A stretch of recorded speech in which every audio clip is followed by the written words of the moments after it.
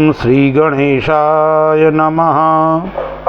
दर्शक मित्रों, जय श्री राम। दिसंबर 2025 राशि क्रम में तीसरी राशि यानी मिथुन राशि। मिथुन राशि वाले जातकों के लिए दिसंबर 2025 कैसा रहेगा, क्या परेशानी का सामना करना पड़ेगा, कौन से क्षेत्र में लाभ होगा, आइए हम विस्तार से चर्चा करते हैं।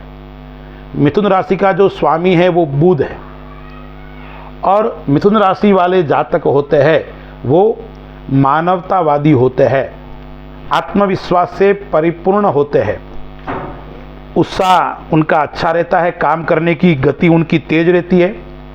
ऐसे जातकों के लिए दिसंबर 2025 कैसा रहेगा, पहले हम ग्रहों के ऊपर विचार करते हैं, कुंडली के ऊपर विचार करते हैं। यह जो मैं आपको फलादेश बता रहा हूं वह गोचर के अनुसार बता रहा हूं। आप अपनी कुंडली का विश्लेषण चाहते हैं तो मेरे से व्यक्तिगत आप संपर्क कर सकते हैं। तो दर्शक मित्रों, यह जो इस दिसंबर माह के अंदर 5 ग्रह राशि परिवर्तन कर रहे हैं, तो पहले सूर्य जो है ग्रहों का राजा, वो 16 तारीख तक वृश्चिक राशि के अंदर है, यानी छठे घर के अंदर है। फिर वो धनु राशि के अंदर लग्न के अंदर केंद्र के अंदर आ जाएगा, 7वें घर के अंदर।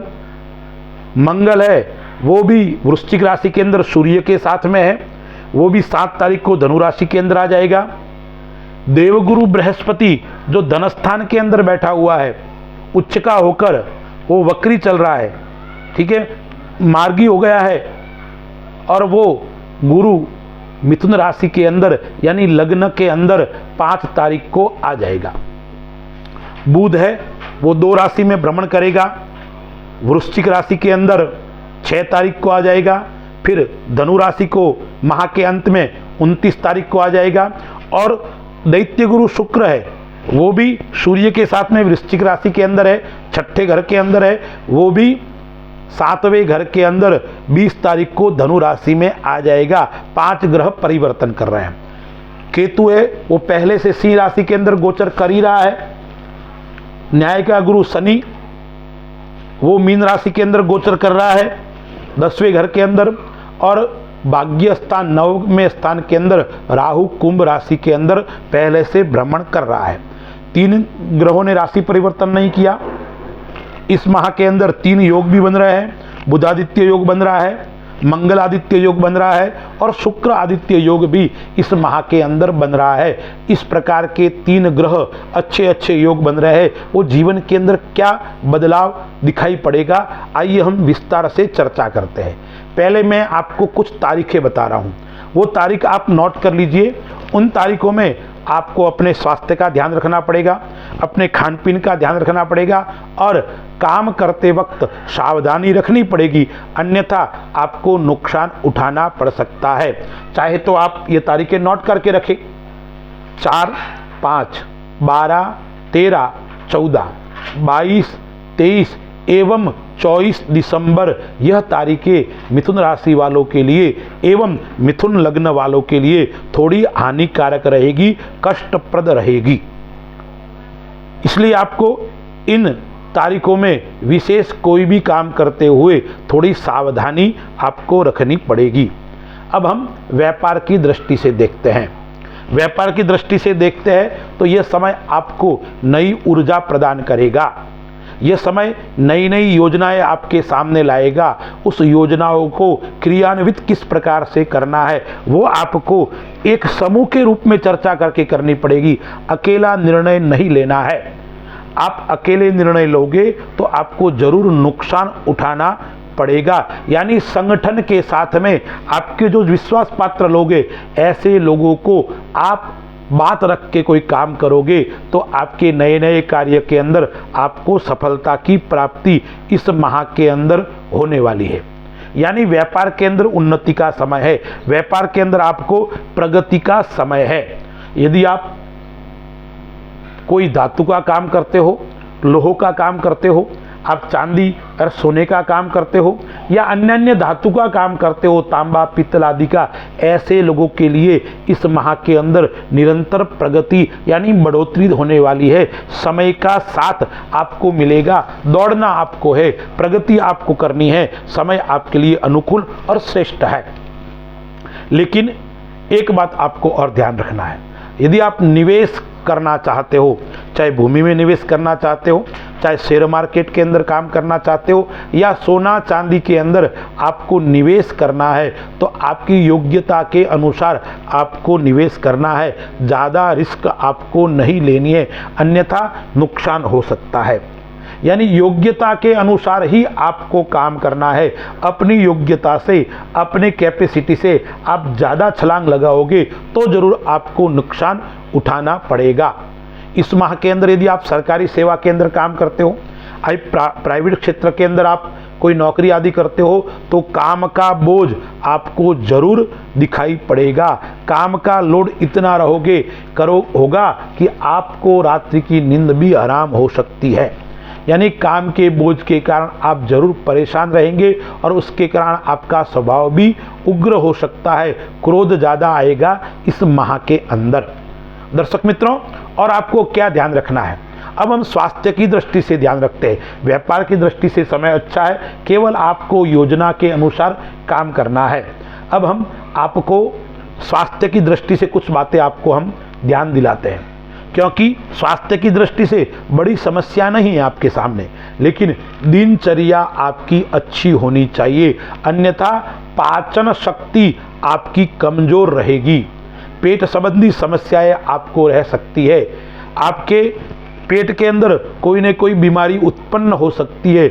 इसलिए खान पीन का पौष्टिक आहार लेना, सात्विक आहार लेना और पाचन शक्ति के ऊपर आपको विशेष ध्यान रखना पड़ेगा, अन्य बड़ी बीमारी का योग नहीं है।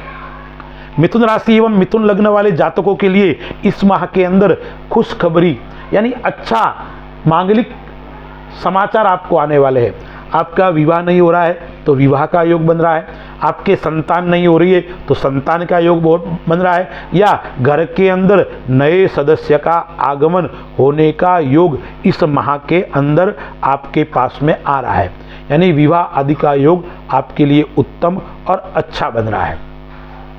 मिथुन राशि वाले जातक, यदि आप किसी क्षेत्र में काम करते हो तो आपको मान सम्मान प्राप्त होने वाला है। लेकिन मैं आपको एक बात और बताता हूं, मिथुन राशि वाले जातकों को आगे बढ़ना है, प्रगति करना है तो किसी संगठन से जुड़कर आपको आगे बढ़ना पड़ेगा।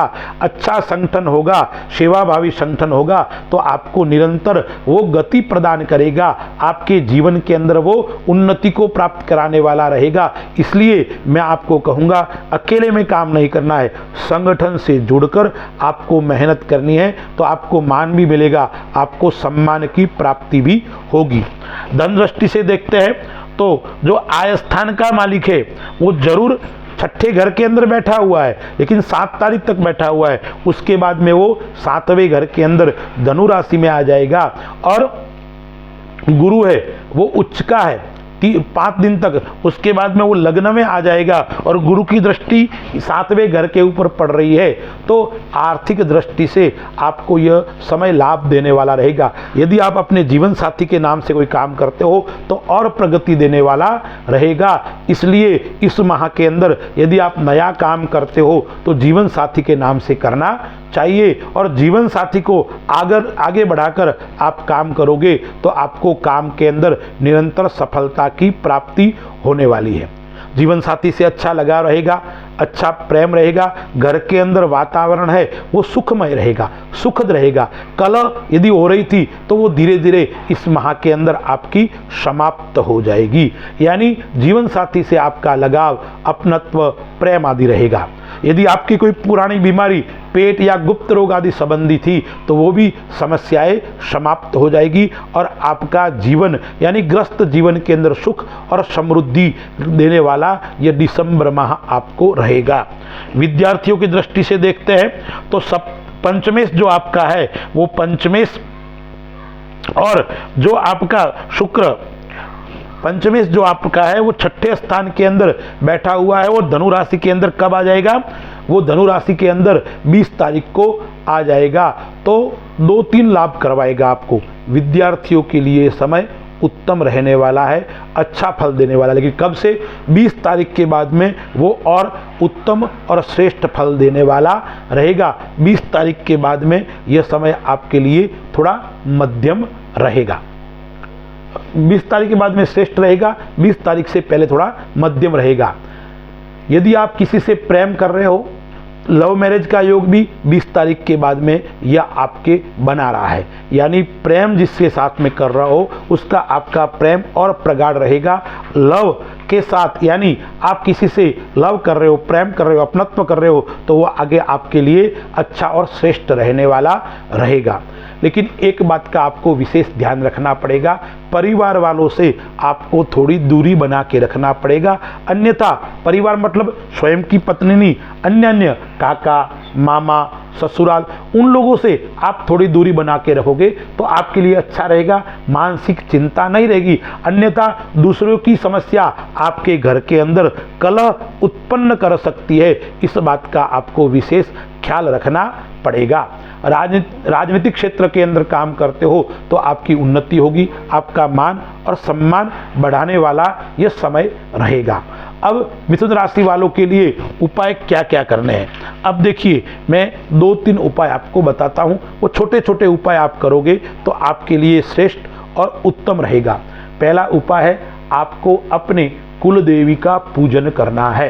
प्रतिदिन सूर्योदय से पूर्व करो तो अति उत्तम है, अन्यथा सूर्योदय के बाद भी आप अपने कुल देवी का पूजन यजन अवश्य करें। जितना कुल देवी का आपको आशीर्वाद प्राप्त होगा इतनी आपकी प्रगति आगे बढ़ेगी। और दूसरा, प्रतिदिन उठते ही आपको अपनी माँ को प्रणाम करना है और माँ से आशीर्वाद ग्रहण करना है। तीसरा आपको उपाय मैं और बताता हूँ। बुधवार के दिन 1.25 किलो हरिया लेकर आपको गाय को देना है प्रत्येक बुधवार को, या साथ में गुड़ लो तो भी श्रेष्ठ है, अन्यथा आपको हरिया पक्षियों को डालना है। गाय और पक्षियों की सेवा करोगे तो आपको उनका आशीर्वाद और उनके सेवा से आपके जीवन के अंदर प्रगति रहेगी। और बुधवार के दिन व्रत कर सकते हो तो भी उत्तम है, और भगवान गणपति महाराज के दर्शन और गणपति महाराज का पूजन यजन आप करोगे तो आपके और लाभ देने वाला यह समय रहेगा। अस्तु, जय श्री राम।